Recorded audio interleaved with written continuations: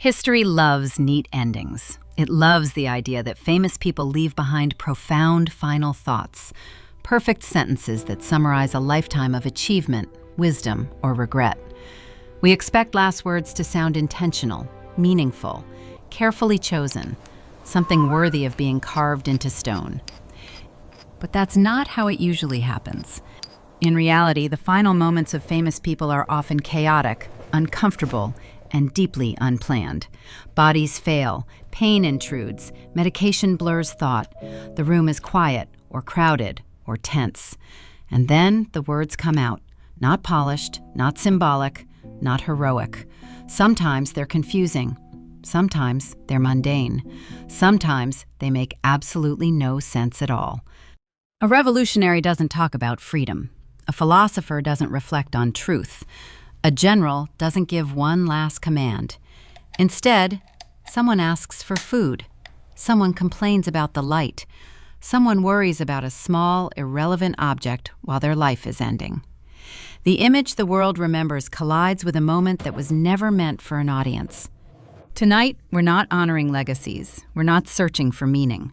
We're opening a different kind of file, one that captures the awkward, unfiltered, sometimes baffling final words of people history insists on remembering clearly. Because when control disappears, so does the performance. And what's left behind isn't wisdom. It's whatever came out last. 1.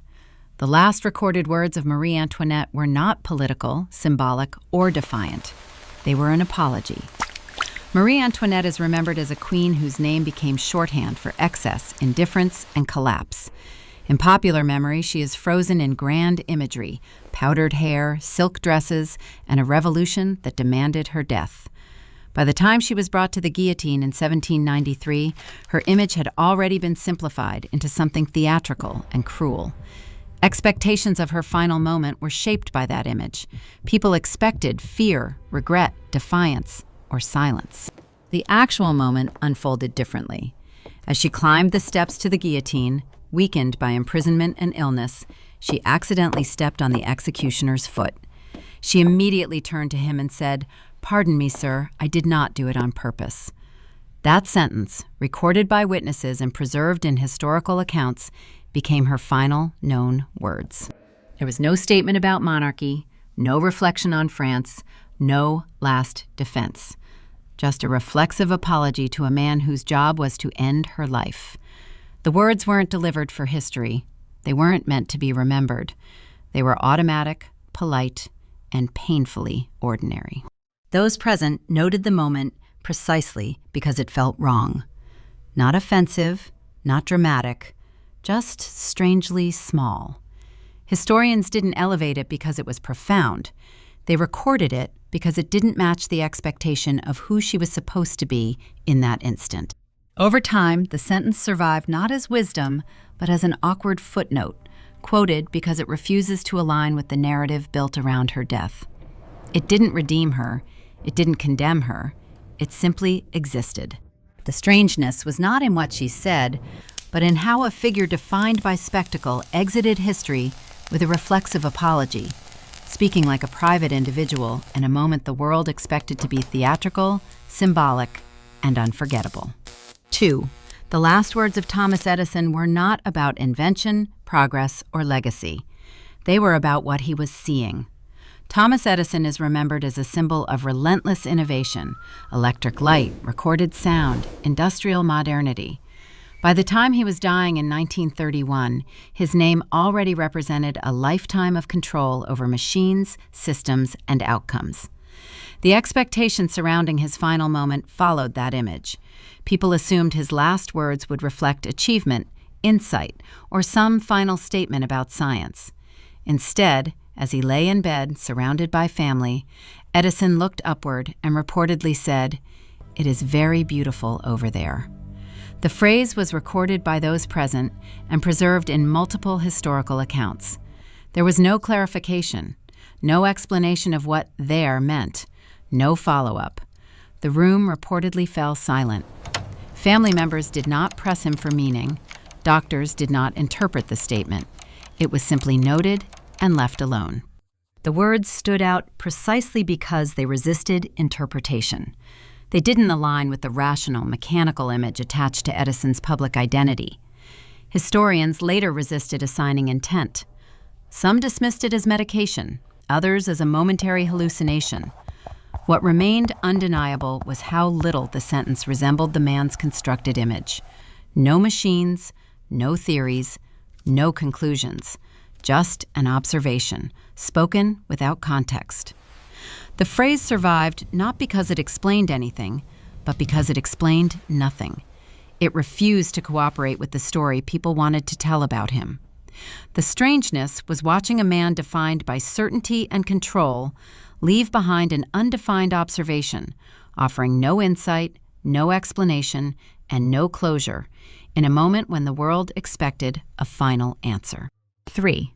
The last recorded words of Oscar Wilde were not poetic in the way people hoped.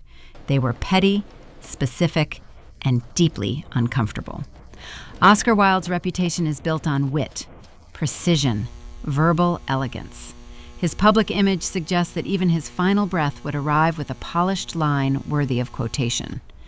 By the time he was dying in a Paris hotel room in 1900, penniless and ill, expectations of a final verbal flourish followed him. According to accounts, Wilde reportedly said, "Either that wallpaper goes, or I do." The line has survived for more than a century, repeated endlessly as proof that Wilde was himself until the end. But the moment itself was not playful. He was in pain. He was deteriorating. The comment was not delivered for an audience. It was a complaint, a reaction to his surroundings, a fixation on something irritating while his body failed. Those present did not laugh. They did not applaud. The line became famous later, detached from the physical reality of the room. What made it strange wasn't its cleverness. It was how small and situational it was. Not a reflection on art, exile, or regret, just annoyance. The sentence endured because it clashed with the solemnity people expect from death. It sounded too normal, too human, too concerned with decor. The strangeness was not that a writer made a remark, but that a man celebrated for grand language exited life focused on wallpaper, leaving behind irritation instead of insight. 4.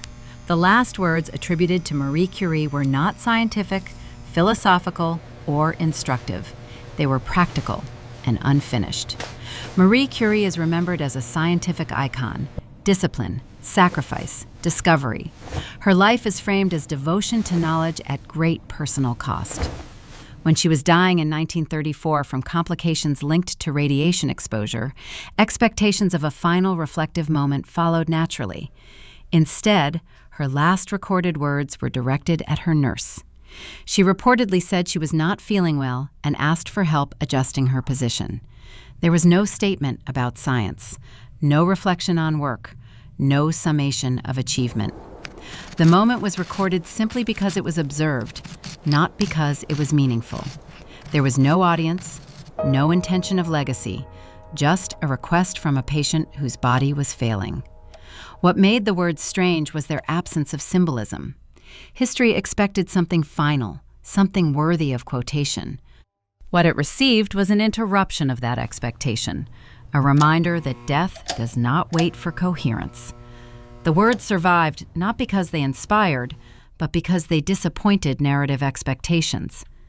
The strangeness was watching a life defined by intellectual contribution end without commentary, leaving behind a practical request instead of a concluding thought. 5. The final words of John Adams were factually wrong, and history preserved them anyway.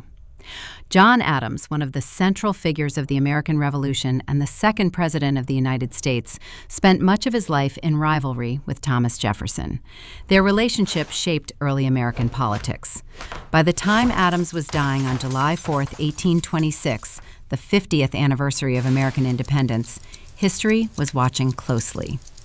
Adams reportedly said, "Thomas Jefferson still survives." The statement was incorrect. Jefferson had died earlier that same day, hours before Adams. No one corrected him. No one interrupted. The words were recorded because of the coincidence, not their accuracy. Adams died believing something that was no longer true, speaking it aloud at the exact moment history would later obsess over. What made the moment strange wasn't irony, it was timing. A final sentence anchored to outdated information, preserved only because it fit a symbolic narrative after the fact. Adams did not know he was wrong. History did. The strangeness was not the mistake itself, but that a man associated with nation-building exited life speaking a fact already obsolete, leaving behind a final sentence history corrected only after he was gone. 6. The last words of Leonardo da Vinci were not about genius, art, or discovery. They were about regret. Leonardo da Vinci's public image is inseparable from mastery, paintings that defined eras, notebooks that predicted centuries of science. By the time he was dying in 1519, he was already framed as a mind ahead of humanity. Expectations of his final words leaned toward revelation, some summation worthy of legend. What survives instead is a simple admission. According to accounts recorded by contemporaries, Leonardo reportedly said that he had offended God and mankind because his work had not reached the quality it should have. There was no reference to the Mona Lisa, no discussion of invention, no attempt to define his contribution. Those present did not argue, they did not reassure him. The sentence stood alone. It sounded unfinished, almost misplaced, coming from someone whose reputation suggested complete control. Historians preserve the line not because it clarified anything, but because it contradicted the image people wanted to protect. The strangeness lies in the mismatch. A man celebrated for boundless achievement reduced his final thought to insufficiency, as if the scale of his reputation had collapsed inward at the end. The strangeness was a figure defined by mastery, leaving behind dissatisfaction, closing a life of excess achievement with a sentence that treated it as incomplete. 7. The last words of Benjamin Franklin were not clever, philosophical, or patriotic. They were logistical. Benjamin Franklin's legacy is built on wit, reason, and sharp observation. Quotes attributed to him circulate endlessly, polished into moral instruction. By the time he was dying in 1790, people expected one final line that would fit neatly into that tradition. Instead, Franklin reportedly said, "A dying man can do nothing easy." The statement was made in response to discomfort while being repositioned in bed. It wasn't delivered as wisdom. It wasn't addressed to history. It was an expression of physical limitation. Those present recorded it simply because it was spoken. Later generations elevated it into a quote, but the original context remained stubbornly mundane. There was no political message, no clever turn of phrase, just irritation at the difficulty of moving a failing body. What makes the moment strange is how little it resembles the Franklin people recognize.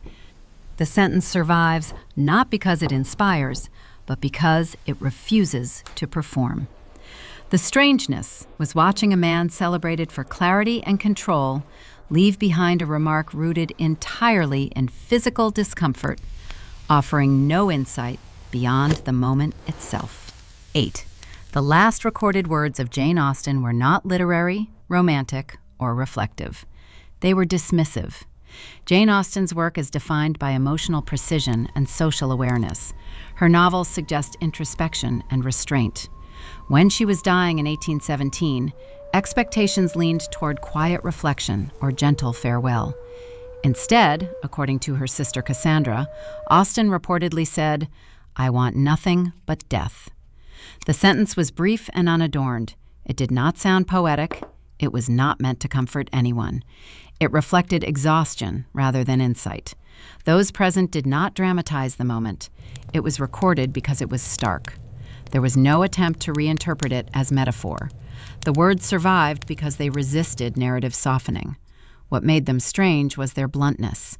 The line does not invite meaning. It ends conversation. It contradicts the sentimental image often attached to her writing. The strangeness was a writer associated with nuance and restraint, closing her life with a sentence that rejected consolation entirely. 9. The last words attributed to Sir Arthur Conan Doyle were not deductive, logical, or composed. They were affectionate. Arthur Conan Doyle is forever linked to Sherlock Holmes. Logic, observation, rationality. His public persona suggests precision. By the time he was dying in 1930, expectations of a controlled farewell followed naturally. Instead, he reportedly turned to his wife and said, "You are wonderful." The words were simple. They carried no intellectual weight. They were not addressed to the world. The moment stood out because it refused to perform. There was no summation of ideas, no closure for readers, just a personal statement spoken without awareness of legacy. The sentence survived not because it defined his work, but because it didn't. It felt almost inappropriate to expectation, too intimate for history. The strangeness was watching a man synonymous with logic exit without analysis, leaving behind a private affection instead of a final thought. 10. The final words of Karl Marx were reportedly a rejection of last words altogether. Karl Marx's image is inseparable from ideology and argument. His work reshaped political thought. By the time he was dying in 1883, expectations leaned toward a final statement that might be mined for meaning. Instead, when asked for last words, Marx reportedly responded, "Go on, get out. Last words are for fools who haven't said enough." He then died shortly afterward. The remark did not clarify anything. It shut down interpretation. Those present recorded it because it was dismissive, not because it explained his ideas. The sentence survived because it undermined the entire concept of meaningful final statements. The strangeness was a man whose life revolved around language, choosing to close it by rejecting the value of final words entirely. 11. The last words attributed to Napoleon Bonaparte were fragmented and unfinished, not strategic or grand. Napoleon's image is inseparable from command, orders delivered with clarity, ambition framed as destiny. When he was dying in exile in 1821, observers expected something declarative, a final judgment, a reflection on power, or a last command.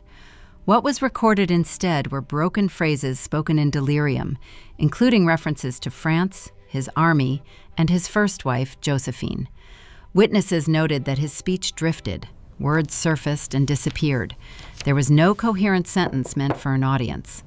The fragments were written down because of who he was, not because of what was said.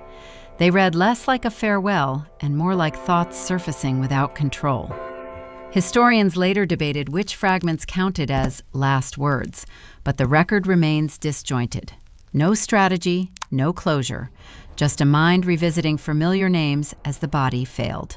The strangeness was watching a figure defined by control and command exit through incoherence, leaving behind fragments instead of a final order. 12. The last recorded words of George Washington were procedural, not presidential. Washington's legacy centers on restraint, leadership, and symbolic authority. By the time he was dying in 1799, expectations of a dignified farewell followed naturally. Instead, his final recorded words were, "'Tis well." The phrase was spoken after he had given detailed instructions about his burial and care. It was not addressed to the nation. It was not reflective. It functioned as a confirmation that arrangements were acceptable. Those present recorded the words because of his status, not their content. The line endured precisely because it offered nothing more than closure to a process already underway. The strangeness was a man elevated as a symbol of national beginnings, closing life with a phrase that confirmed logistics, not legacy. 13. The last words of Elvis Presley were casual and domestic, not performative. Elvis Presley's public identity was spectacle, stage presence, excess, and performance. When he was found unresponsive in 1977, expectations of a dramatic final moment followed. Instead, the last reported words he spoke to his fiancée were, "I'm going to the bathroom to read."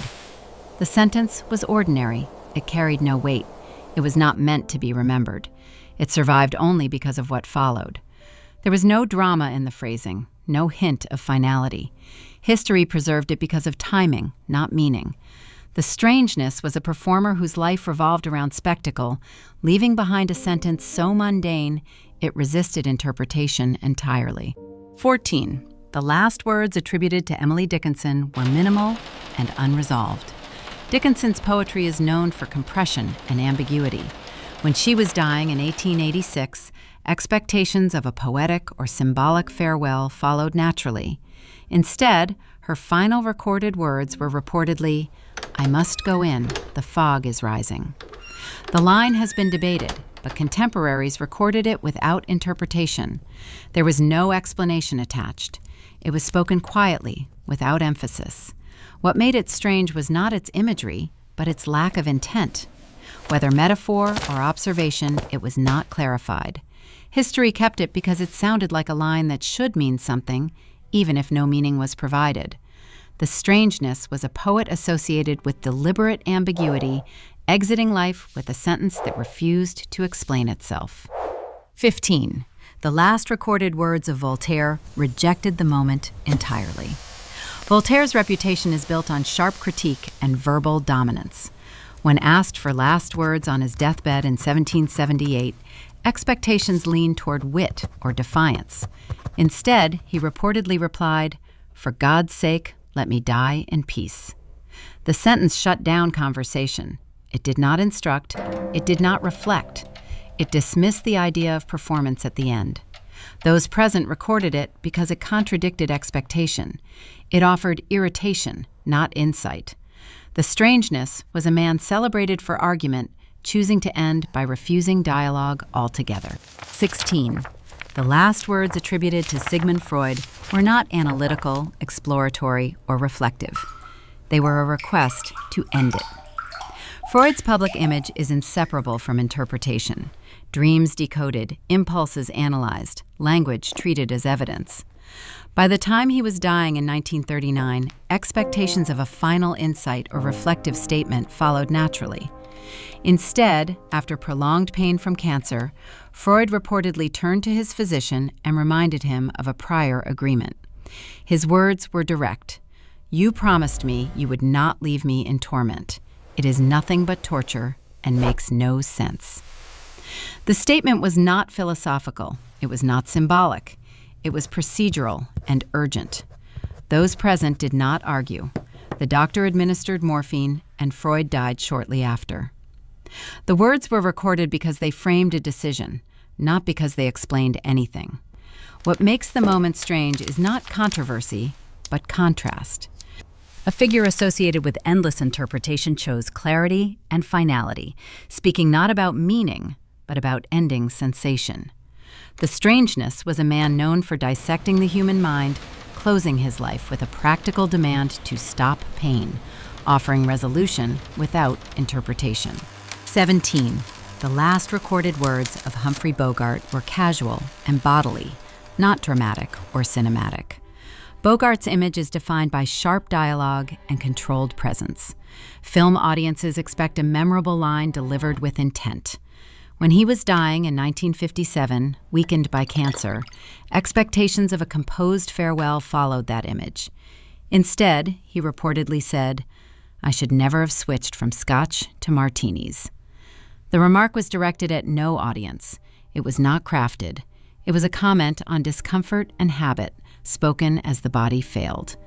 Those present recorded it because it felt wrong for the image attached to him. It did not resolve anything. It did not resemble a final scene. It sounded like a complaint made mid-conversation. The line survived because it refused to match the cinematic version of his life. It offered no closure, only irritation. The strangeness was a screen icon associated with scripted finality, leaving behind a remark about alcohol, reducing a life of performance to an offhand complaint. 18. The last words attributed to Alexander Graham Bell were affectionate, not inventive. Bell's reputation centers on communication, transmission, clarity, connection. When he was dying in 1922, expectations of a final statement about invention or legacy followed naturally. Instead, his last recorded words were directed at his wife. "Don't leave me." The sentence carried no technical weight. It was not meant to explain anything.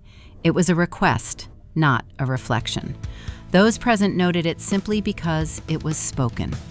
What makes the moment strange is its ordinariness. A man whose work reshaped how the world speaks used his final words not to communicate ideas, but dependence. The strangeness was a figure associated with revolutionary communication, closing life with a private plea, leaving behind need instead of innovation. 19. The last recorded words of Winston Churchill expressed boredom, not resolve. Churchill's legacy is defined by endurance under pressure. His speeches shaped national morale. By the time he was dying in 1965, expectations of a dignified or resolute farewell followed naturally. Instead, his last recorded words were reportedly, "I'm bored with it all." The sentence was flat. It carried no instruction. It did not rally anyone. Those present recorded it because it felt anticlimactic. There was no attempt to interpret it as philosophy. It sounded like fatigue. The words endured because they contradicted the image of tireless resolve attached to his public memory. The strangeness was a man associated with defiance, closing life with disinterest, offering exhaustion where history expected resolve. 20. The last words attributed to Andy Warhol were a question, not a statement. Warhol's public persona revolved around observation, detachment, and surface meaning. When he died in 1987 following complications from surgery, expectations of irony or commentary followed naturally. Instead, his last recorded words were reportedly, "I don't know." The sentence did not explain itself. It did not frame anything. It ended conversation rather than inviting it. Those present recorded it because of who said it, not because it clarified anything. What makes the moment strange is its refusal to perform. A man who built a career on commentary exited without one. The strangeness was an artist associated with endless observation, closing life with uncertainty, leaving behind a question instead of a position. 21. The last recorded words of Julius Caesar were not a speech, but a brief recognition. Julius Caesar's death in 44 BCE has been dramatized for centuries. Grand betrayal, political collapse, and a leader struck down in public. Expectations of his final words leaned toward defiance or command. Instead, ancient sources suggest that upon recognizing Brutus among the attackers, Caesar spoke a short phrase, often rendered as, "You too, child?" before falling silent.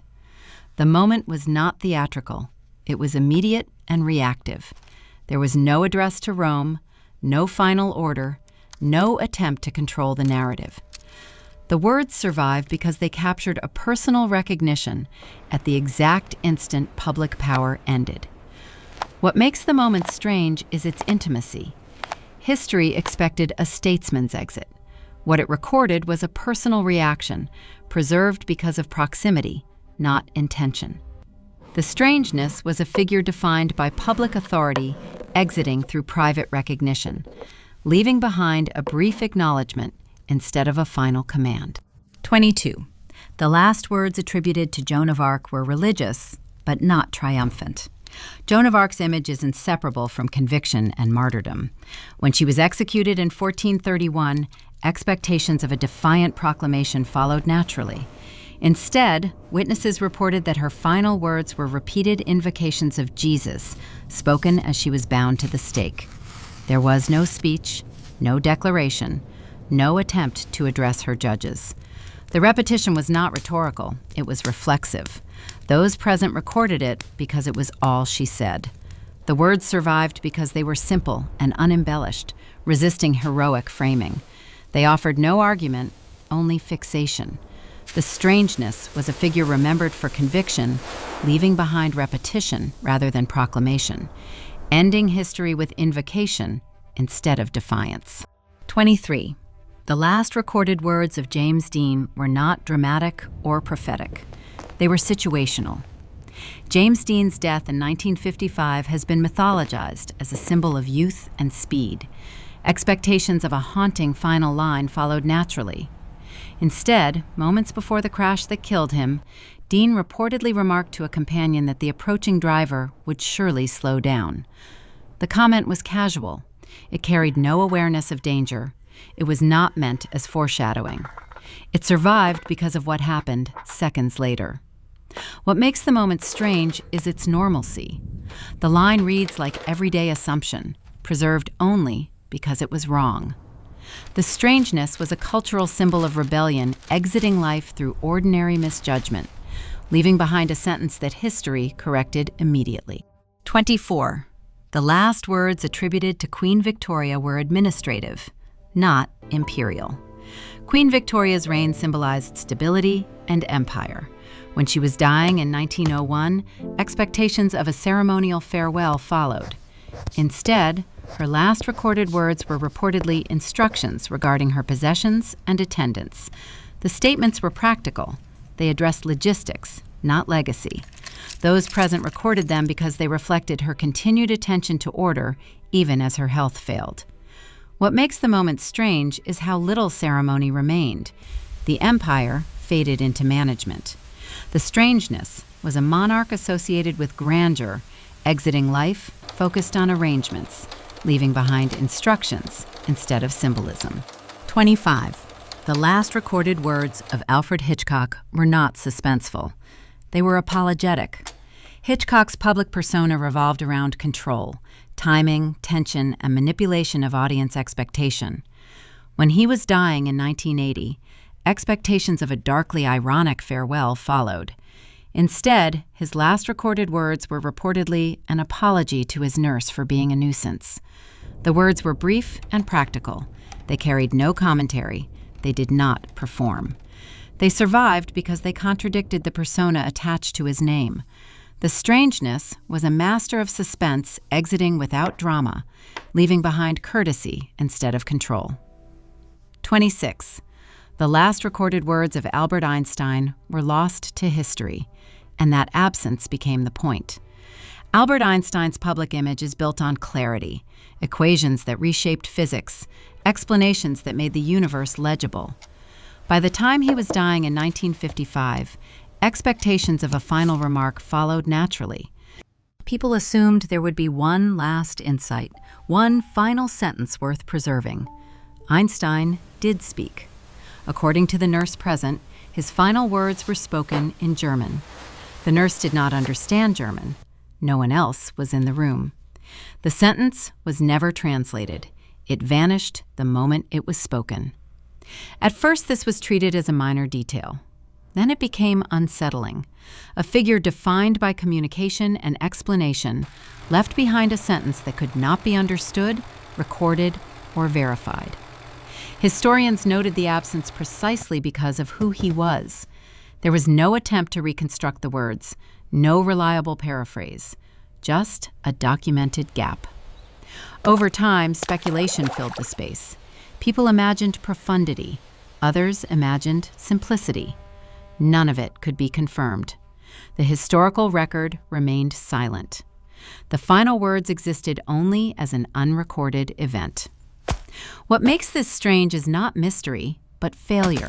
The moment history wanted most slipped through because of language, timing, and ordinary circumstance. The strangeness was a man synonymous with explaining reality, exiting life with words that explained nothing, leaving behind not a quote, but a permanent blank. 27. The last words attributed to Mark Twain were observational, not humorous. Mark Twain's reputation rests on wit and commentary. Readers expect irony, even at the end. When he was dying in 1910, expectations of a clever final line followed automatically. Instead, his last recorded words were reportedly, "It's very beautiful over there," spoken while looking out a window. The sentence echoed similar remarks by others, but carried none of Twain's characteristic sharpness.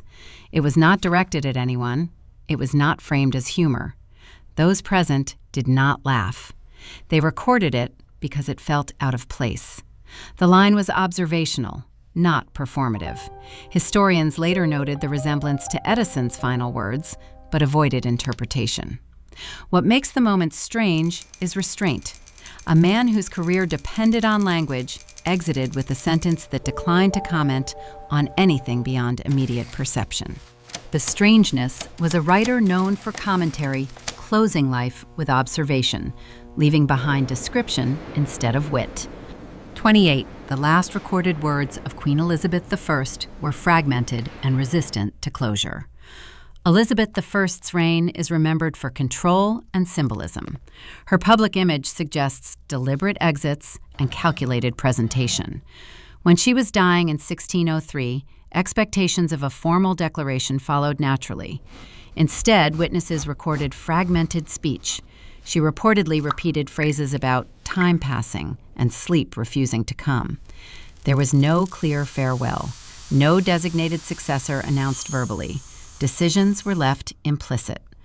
The words were preserved not for clarity, but for confusion. Historians debated interpretation, but the record itself remained unresolved. The Queen did not provide narrative closure. The strangeness was a ruler associated with control, leaving behind fragmentation, exiting power without a final sentence to anchor history. 29. The last words attributed to Pablo Picasso were neither artistic nor reflective. They were physical. Picasso's image is inseparable from creativity and reinvention. By the time he was dying in 1973, expectations of a reflective or symbolic farewell followed naturally. Instead, his last recorded words were reportedly, "Drink to me." The phrase was spoken casually, without explanation. It was not a toast to art or life. It was a request. Those present recorded it because it felt oddly ordinary. It did not summarize a career. It did not reference creation. It addressed the moment only. The strangeness was a man defined by expression, exiting life with a request for a drink, leaving behind appetite instead of commentary. 30. The last recorded words of Steve Jobs were expressions, not statements. Steve Jobs' public image revolved around presentation, carefully chosen words, rehearsed reveals, controlled narratives. When he was dying in 2011, expectations of a final message followed inevitably. Instead, witnesses reported that his last words were exclamations. "Oh, wow. Oh, wow. Oh, wow." They were not addressed to anyone. They did not explain themselves. They were repeated. The words were preserved because of timing, not meaning. There was no attempt to interpret them officially. They remained as sound, not content. The strangeness was a man obsessed with messaging, exiting life without a message, leaving behind reaction instead of design. 31. The last recorded words of Michael Jackson were not musical, symbolic, or performative. They were procedural. Michael Jackson's public identity was built on performance, precision, and spectacle. Even his silence was often interpreted as choreography. When he was found unresponsive in 2009, expectations of a dramatic final utterance followed immediately, shaped by decades of public fascination and myth-making. Instead, according to medical testimony, the last intelligible words Jackson spoke were directed at his physician. He repeatedly asked for milk, his term for the sedative propofol that had become part of his nightly routine. The request was not poetic. It was not addressed to fans or history. It was specific, habitual, and transactional. The moment unfolded clinically. There was no audience, no performance, just a patient asking for something he believed would help him sleep. The words were recorded because of subsequent legal proceedings, not because anyone thought they were meaningful. What made the moment strange was the collapse of persona. A figure defined by control over image exited through dependence and routine. The request survived not as insight, but as evidence. Public reaction was immediate and uncomfortable. Fans resisted the banality of the moment. Media outlets repeated the word endlessly, trying to extract meaning where none existed. The record remained unchanged. The strangeness was a performer whose life revolved around carefully constructed moments, leaving behind a clinical request, exiting history through habit rather than expression. 32. The last words attributed to Marilyn Monroe were uncertain and unresolved. not glamorous or tragic in the expected way. Marilyn Monroe's image has been endlessly mythologized. Beauty, vulnerability, tragedy distilled into symbol. When she died in 1962, expectations of a haunting final line followed immediately. Instead, the record is fragmented and ambiguous. According to accounts, Monroe's final documented communication was a phone call to her psychiatrist. She reportedly sounded disoriented and disconnected, speaking in incomplete thoughts. No final quote survived intact. What remained were impressions, not sentences. The absence became the focus. Investigators, biographers, and the public searched for words that were never clearly spoken. The lack of a definitive last statement felt wrong for someone so heavily narrated by others. What makes this strange is not mystery, but erasure. A woman whose image was controlled and consumed left no coherent final sentence to anchor interpretation. History filled the gap aggressively. The strangeness was a life defined by public narration, ending without a final line, leaving behind silence that others tried to overwrite. 33. The last recorded words of Charles Darwin were domestic and reassuring, not scientific. Charles Darwin's legacy reshaped humanity's understanding of life. His name is tied to theory, evidence, and intellectual upheaval. When he was dying in 1882, expectations of a reflective scientific farewell followed naturally. Instead, Darwin's last recorded words were directed to his wife. He reassured her, telling her he was not afraid and expressing affection. The words were private. They were not meant to explain evolution or defend ideas. They were recorded because of who he was, not what he said. The sentence resisted public framing. It did not engage with controversy or legacy. The strangeness was a man associated with revolutionary explanation, exiting life with reassurance, closing debate with intimacy instead of argument. 34. The last words attributed to Frida Kahlo were direct and unromantic, not symbolic. Frida Kahlo's public image is inseparable from pain, resilience, and expression. When she died in 1954, expectations of a symbolic or poetic farewell followed. Instead, her diary records a final entry expressing hope that the exit would be joyful and that she would not return. The words were blunt. They did not glorify suffering. They rejected continuation. The sentence survived because it resisted romantic framing. It sounded final, not inspirational.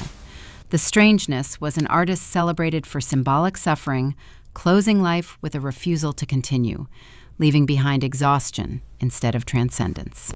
35. The last recorded words of Frank Sinatra were a complaint, not a lyric. Frank Sinatra's image is inseparable from voice and phrasing. When he was dying in 1998, expectations of a final musical line followed.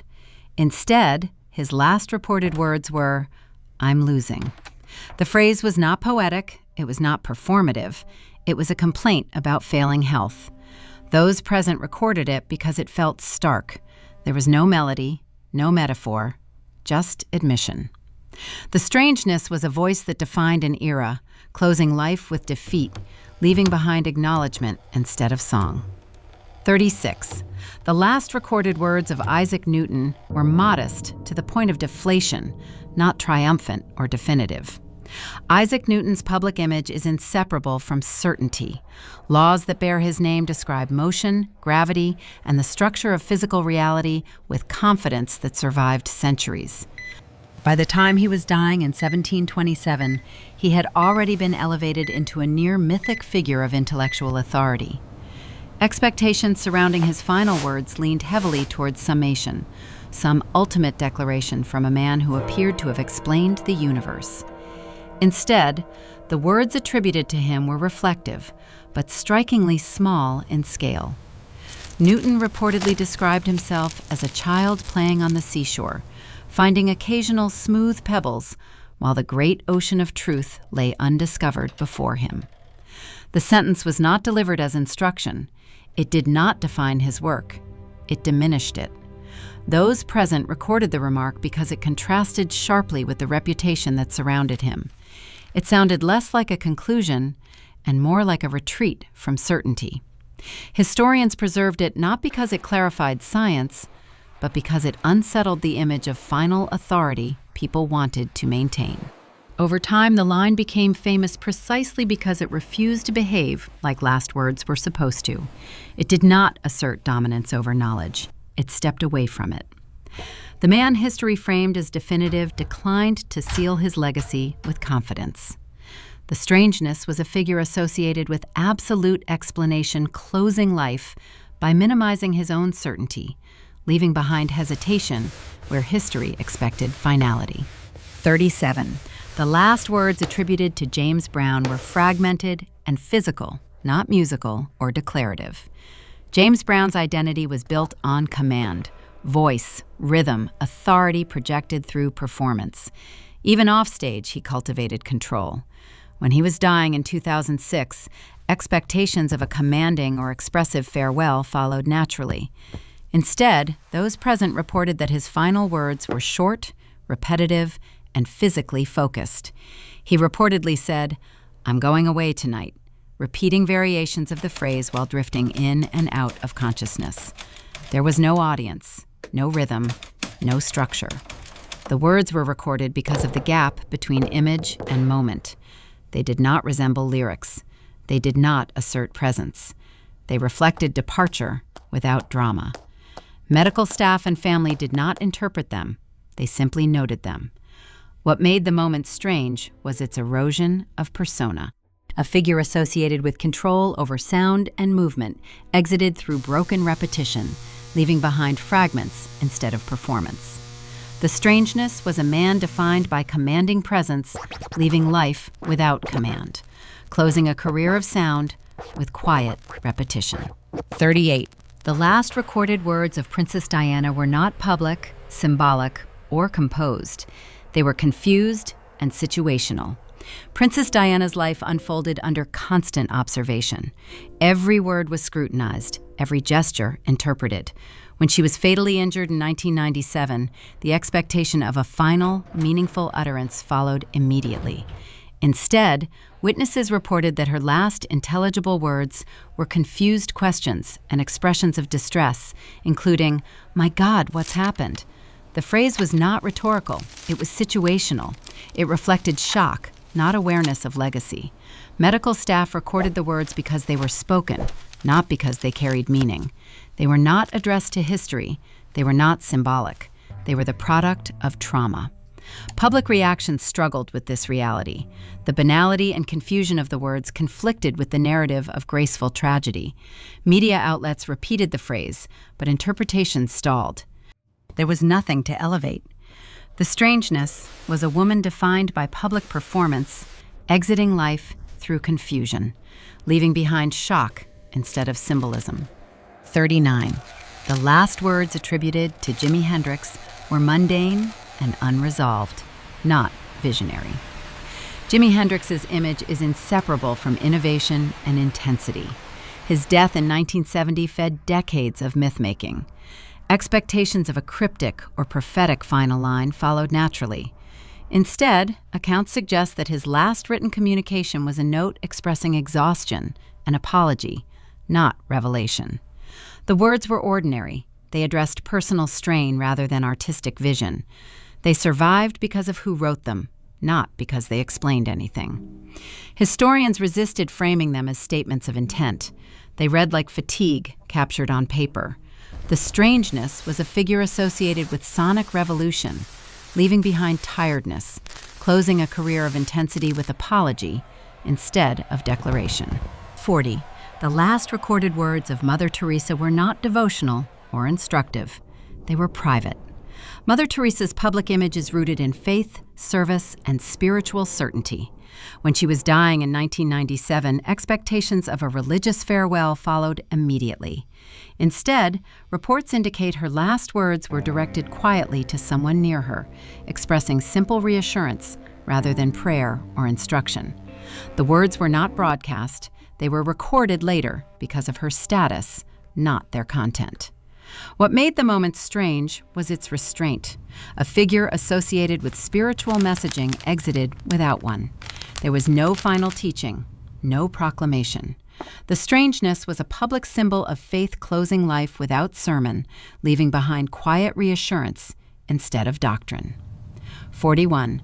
The last recorded words of Johann Wolfgang von Goethe were a request about light, not literature.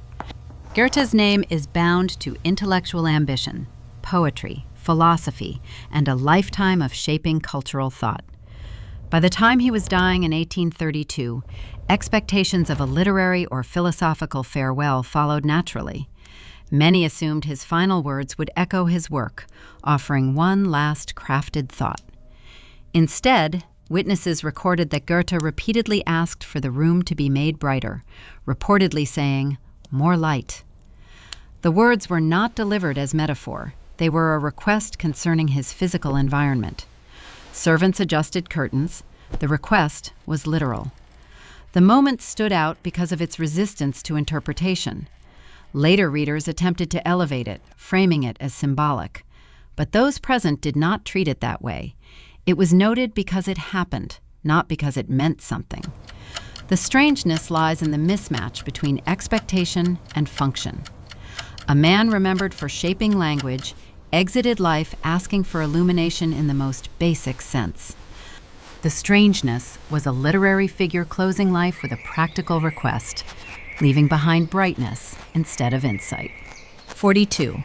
The last words attributed to Ludwig van Beethoven were reactive and physical, not musical. Beethoven's public identity is inseparable from sound, emotion carved into music, struggle transformed into composition. When he was dying in 1827, expectations of a symbolic or expressive farewell followed inevitably. Instead, accounts report that when a storm broke outside shortly before his death, Beethoven raised his fist and reacted physically. His final intelligible words reportedly referred to the weather, not music. The moment was brief and instinctive. Those present recorded it because it contrasted sharply with his reputation. There was no melody, no reference to work, just reaction. The strangeness was a composer defined by sound, exiting life, responding to noise, leaving behind impulse instead of composition. 43. The last recorded words of Ernest Hemingway were practical and domestic, not literary. Hemingway's image is built on control, language stripped to essentials, masculinity projected through prose. His death in 1961 has been heavily scrutinized, and expectations of a literary final line followed immediately. Instead, reports indicate his final spoken words were directed at his wife, asking about mundane arrangements. The statements were practical. They were not designed for memory. What survived did so because of his name, not their content. The Strangeness was a writer known for deliberate minimalism, exiting life with domestic concern, leaving behind logistics instead of language. 44. The last words attributed to George Orwell were not political. They were affectionate. Orwell's legacy centers on warning, language as power, clarity as resistance. When he was dying in 1950, expectations of a political or ideological farewell followed naturally. Instead, accounts suggest his final words were spoken privately to someone near him, expressing affection rather than instruction. There was no message to the public, no warning. The moment was recorded later because it defied expectation, not because it clarified his work. The Strangeness was a writer associated with political urgency, exiting life without one, leaving behind intimacy instead of warning. 45. The last recorded words of Charlie Chaplin were polite, not comedic. Chaplin's image is inseparable from performance, timing, humor, and silent expression. When he was dying in 1977, expectations of humor or irony followed. Instead, when asked by a priest if he accepted God, Chaplin reportedly replied, "Certainly, if he wants me." The sentence was calm. It was not a joke. It was not performed. Those present recorded it because it did not fit the image people expected him to maintain to the end. The Strangeness was a man who built a career on performance, exiting without one, leaving behind courtesy instead of comedy. By the time all 45 of these moments are placed side by side, the pattern becomes impossible to ignore. These were not carefully designed exits. They were not speeches. They were not summaries of lives, careers, or legacies. They were interruptions, sentences spoken when control disappeared and expectation collapsed. History likes to imagine that famous people die the way they lived, in character, on message, and aware of the audience. What these records show instead is something far less orderly. Pain intrudes, confusion interrupts, habit takes over. Words come out unfinished, misdirected, or irrelevant to the image the world built around them. Not because these people failed, but because the moment itself does not cooperate. Many of these final words survived for one reason only: they didn't fit. They were written down by witnesses, doctors, family members, or later historians precisely because they felt wrong. Too small, too ordinary, too awkward, too human.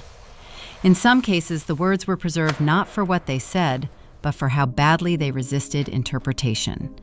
There is no hidden message connecting them, no shared wisdom, no secret truth revealed at the end. Some sentences were mistaken, some were incomplete, some were never understood at all. And many were elevated afterward by people desperate to impose meaning where none was intended. These are not inspirational quotes. They are records of moments when reputation stopped mattering and narrative control vanished. What remains is not insight, not closure, and not design, but whatever happened to be said when history wasn't listening politely. And that's where this file closes. Not with meaning, not with resolution, but with evidence that even the most famous lives do not get to choose their final sentence.